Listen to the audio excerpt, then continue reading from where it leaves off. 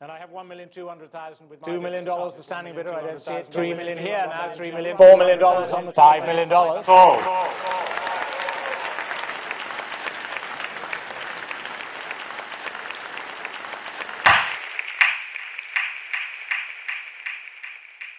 With the pedagogical potential of games in mind, a team of researchers at Duke University has designed Fantasy Collecting, a visually stimulating browser-based game that allows participants with any level of expertise to learn more about art, its history, and the market dynamics that it creates.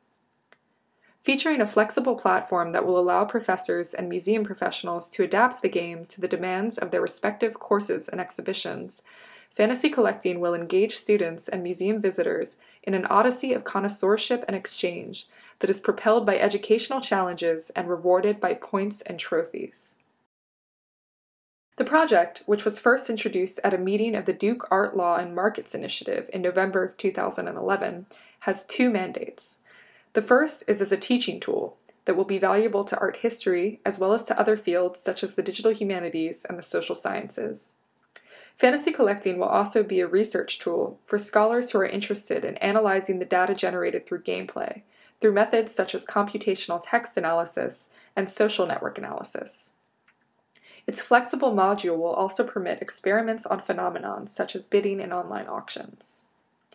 The team behind Fantasy Collecting consists of Duke University's William Shaw, Digital Humanities Technology Consultant, Patrick Herron, Senior Research Analyst and Technologist for the Jenkins Chair for New Technologies and Society, and me, Katherine Jentleson, a graduate student in the Department of Art, Art History, and Visual Studies. Before I came to Duke, I was an editor at Art and Auction magazine, where I gained first-hand experience with the wily and irrational beast that is the 21st century art market. And since I've been at Duke, I've been able to pursue my interest in art markets in a scholarly context. Fantasy Collecting was inspired by a conversation I had in the summer of 2011 with a former colleague, who had long been musing on the idea of whether the art world, as colorful, competitive, and celebrity-centric as it is, could be the inspiration for a fantasy game along the lines of fantasy football.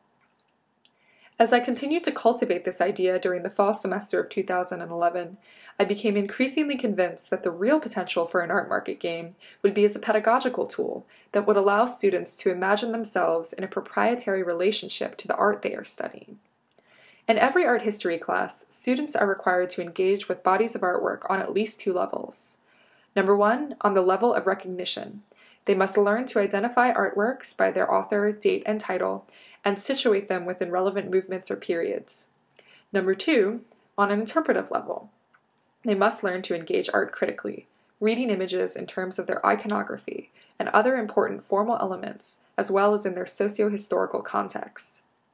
Fantasy Collecting can cultivate these skills by offering students new formats for micro-scholarship and engrossing them in engaging game mechanics that keep them in constant contact with art, even when they are outside of the classroom.